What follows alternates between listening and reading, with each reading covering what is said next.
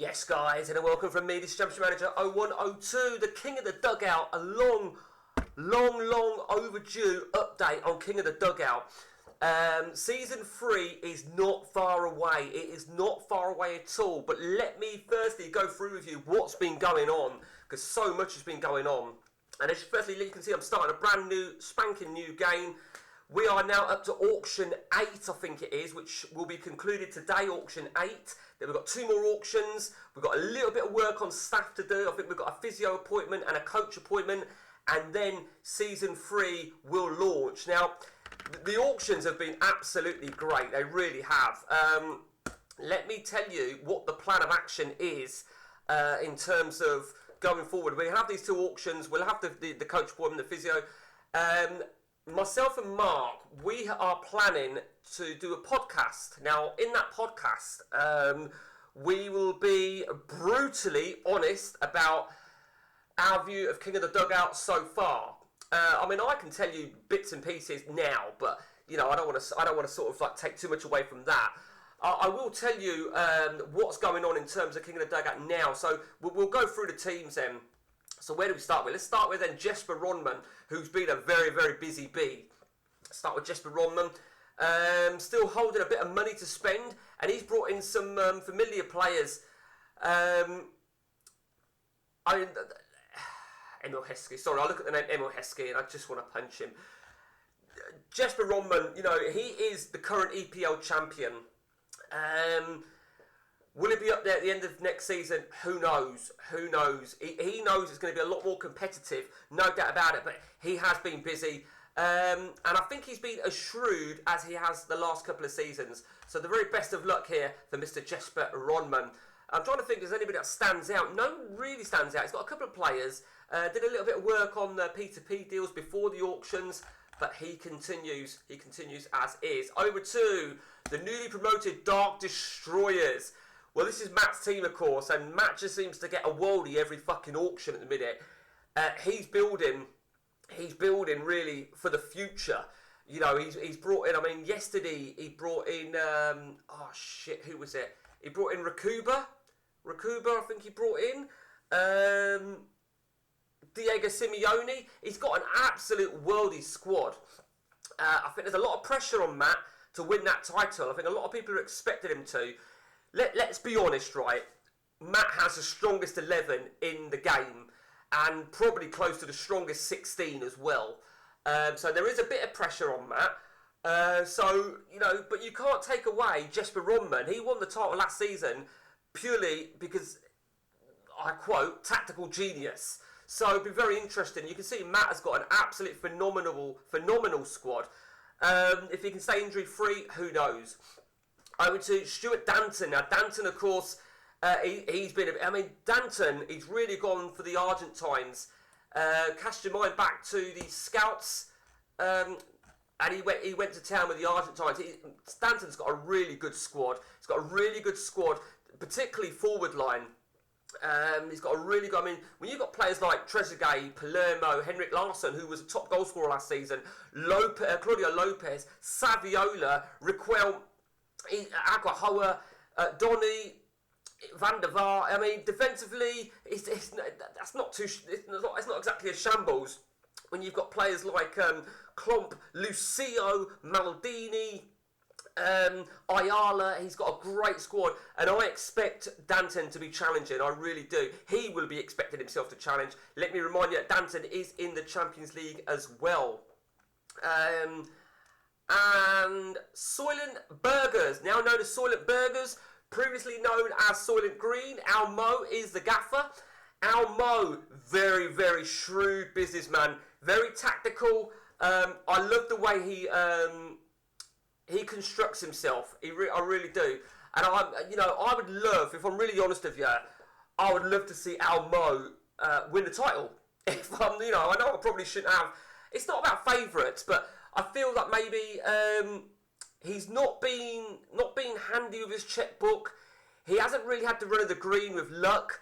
So I would love to see him. I mean, he had Palermo on loan last season, and it backfired really because he got such a great player, the best loaner he got, but it worked out, it bit him in the arse because it would have cost him a fortune to buy, and he did the right thing, in my opinion, by not getting him.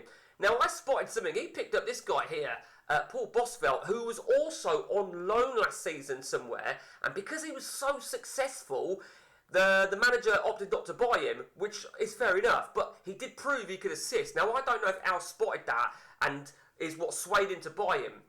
I mean, Al's got some good players. When you've got players like Elba and Van Nistelrooy leading your front line, Totti can play behind, Van Bommel and Edgar Davids could play such an important role if he plays that sort of formation.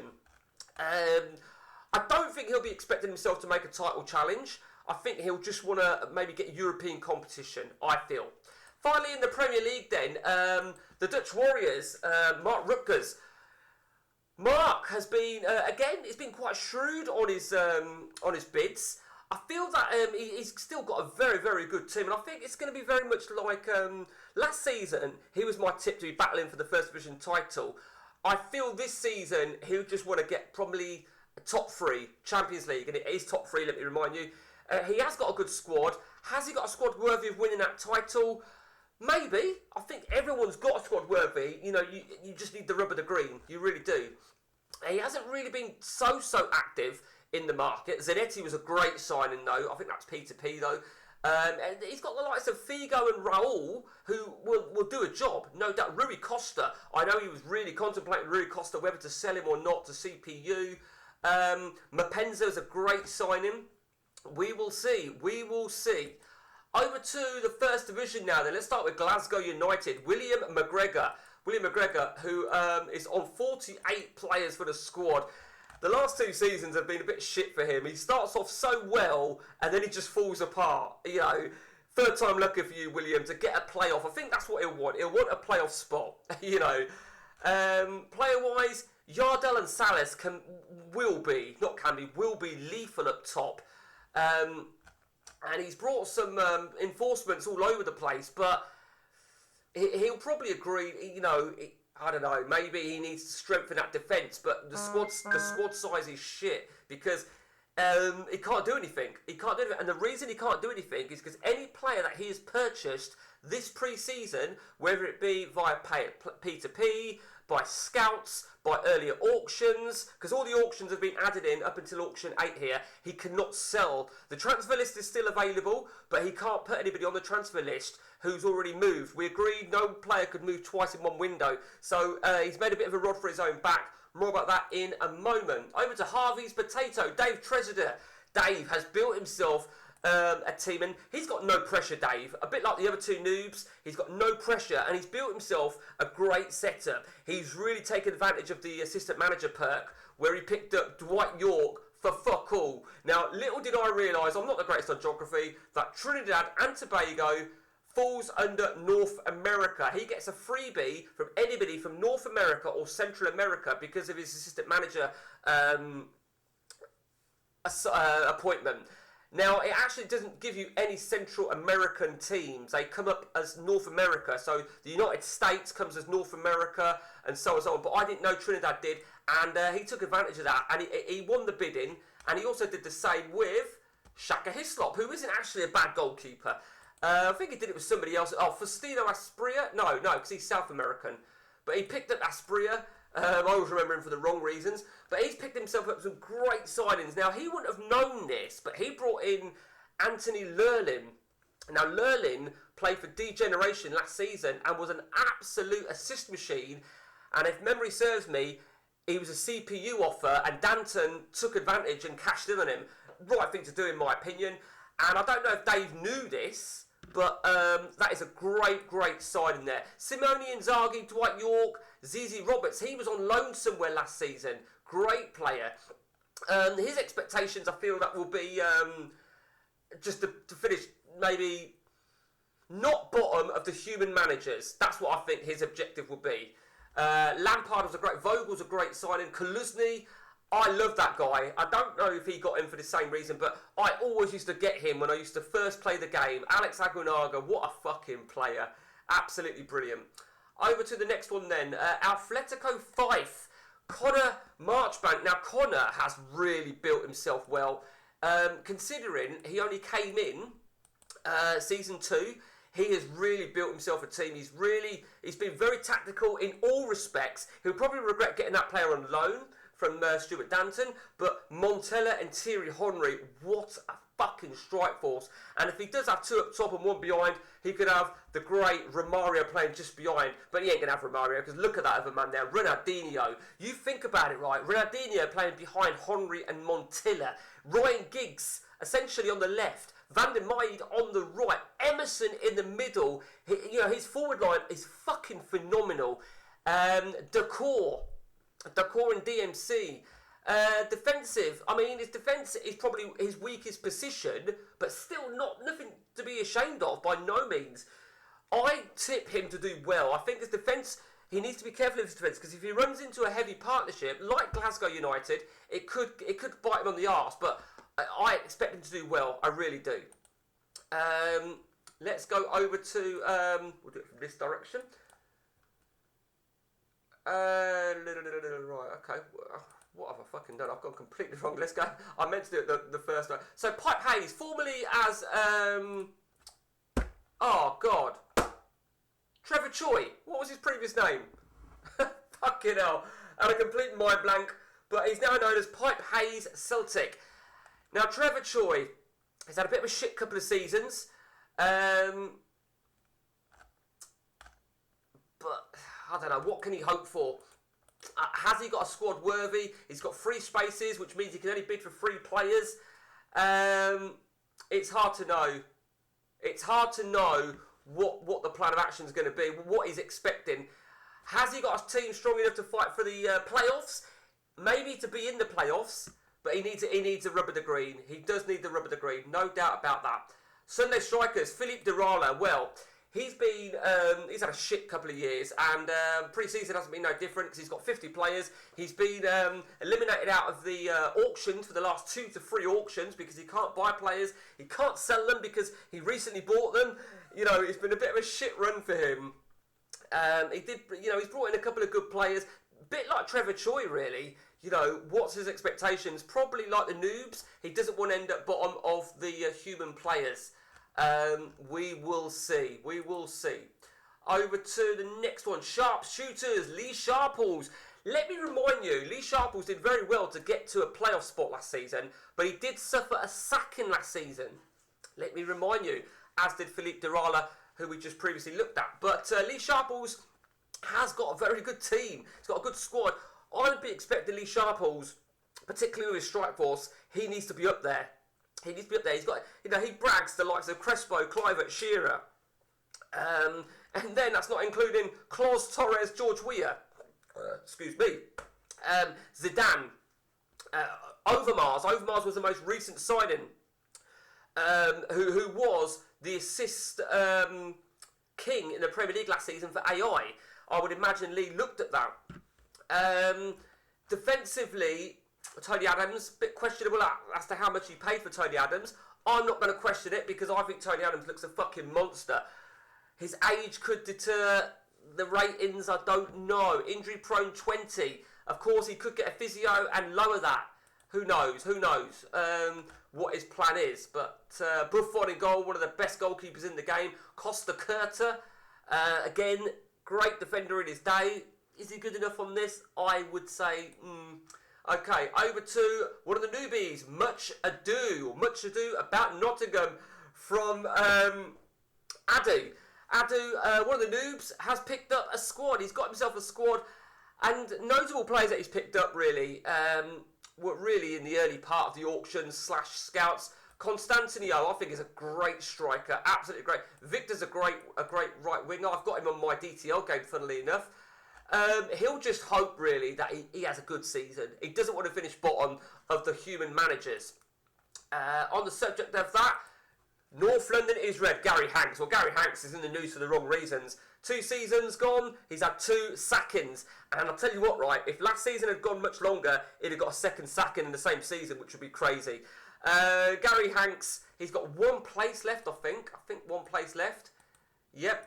And a bit like, there is a bit of a division, really, in squads. A bit like Trevor Choi.